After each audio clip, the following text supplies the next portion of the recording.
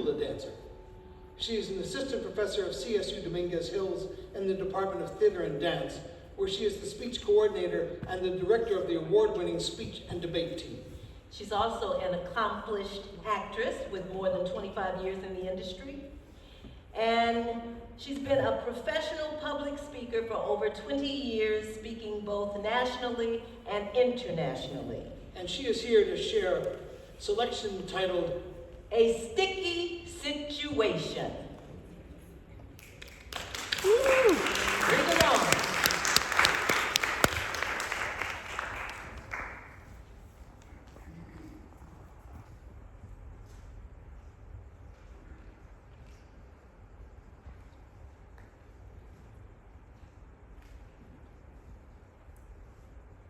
You say I make you uncomfortable.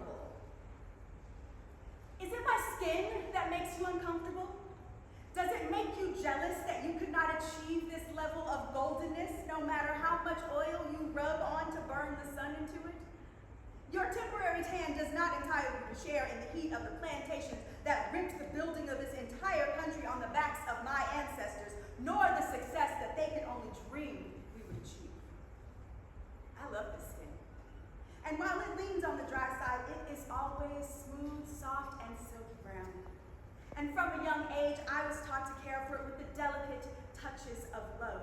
Every day I perform beauty rituals like Ruth, preparing for Boaz. I soak it, cleanse it, pat it dry, and apply ointments and fragrances, anointing it to be kissed by the sun.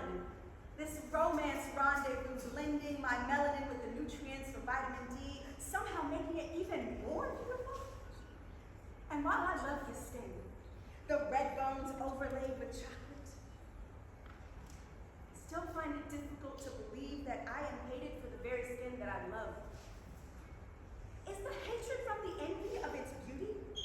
Does it overwhelm your senses, forcing rebellion against anything that might disprove Lily Whiteness's status as the leader in the pageant of beauty? Thank you.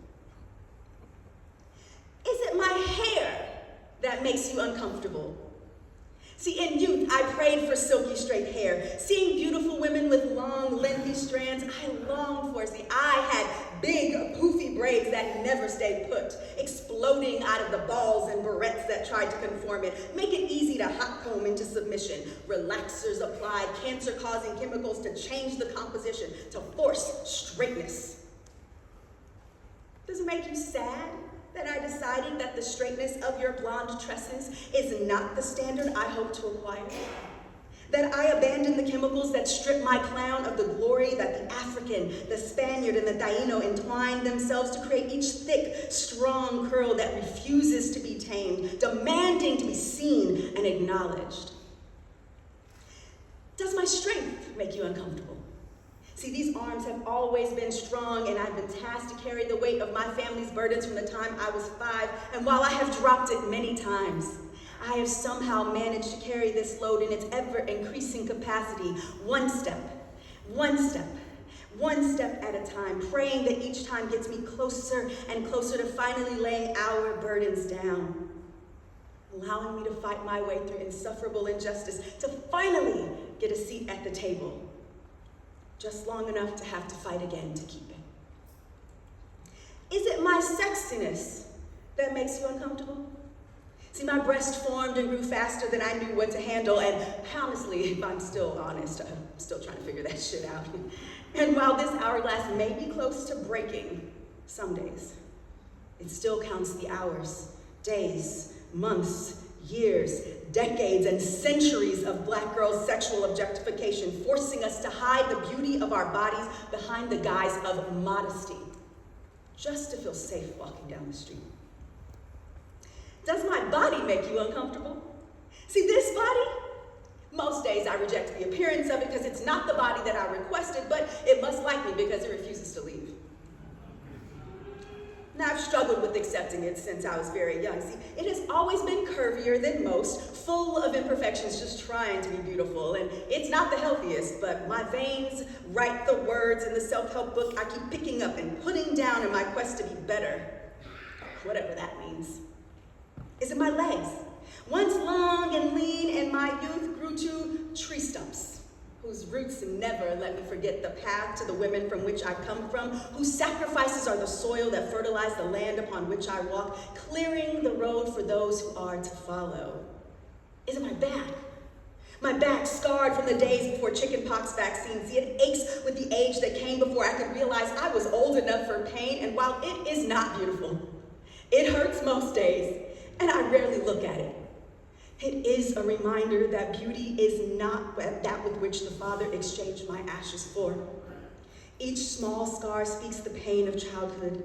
Each prick, the strap of a belt, the sting of an extension cord, the bruise of the PVC pipe, the racist epithets of children, the suitcases packed and dragged from place to place for the lone child at the airport with the airplane wings so the flight attendant knows who to put on the plane.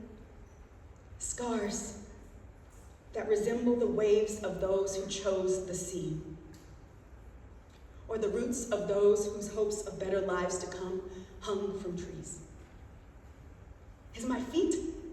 These small-ish feet, see, they always look good in sandals. And even when the itch and burn of eczema arrives, see, I still love to look at them. And they don't look like anyone else's feet in my family. And maybe they were the indication that I was to be different, that they were designed to walk alone in a family of many to explore exotic places with no other companion than the soundtrack that plays over and over in my head and never shuts off. Maybe to have the ability to keep walking even when something you fear is behind you, to keep walking when you are afraid of what is ahead, to take that next step even when you can't see the ground beneath your feet, but you have to trust that it will be there, because turning back is an impossible feat that no one ever taught you to do, and now is not the time to learn. Is it my words? Is it my words that make you uncomfortable? Is it the way with which I yield the English language that is unexpected for a person like me? Is it the confidence in my tone, commanding respect and the right to exist in all the spaces, including the ones you seek to exclude me? Is it the creative artistry concocting new ways to encourage, inspire, and build communities that speak up, speak out, and fight? Is it because I am a Black woman? Unapologetically, understanding the power that exists in that identity, carrying the weight of the world with the wisdom and intelligence that only the creators of this world can know, weaving together generations in the tapestry of faith and family to move us all forward, harnessing the power of our melanin to move us, change us, push us into what is next, what is hoped for, what is necessary, lifting the prayers of the ancestors to rain down on us and grow us into all they could never dream. We are the soil of this land, the mothers of the earth, and the fragrance of the wind. We are the personification of power. And maybe, just maybe, that is what makes you uncomfortable. All of this Blackness packaged in a woman. That is all of this. You see, it is not my goal to provide you with comfort in my presence. There are too many spaces where you find comfort, where you are welcome, where you have no fear. See, I want you to be uncomfortable.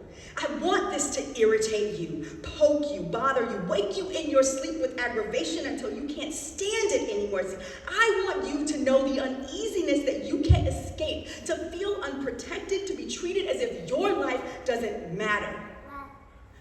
I need you to know discomfort, our discomfort, our discomfort of being the only in a sea of you. Understanding is the first step to change. So tell me, are you uncomfortable now?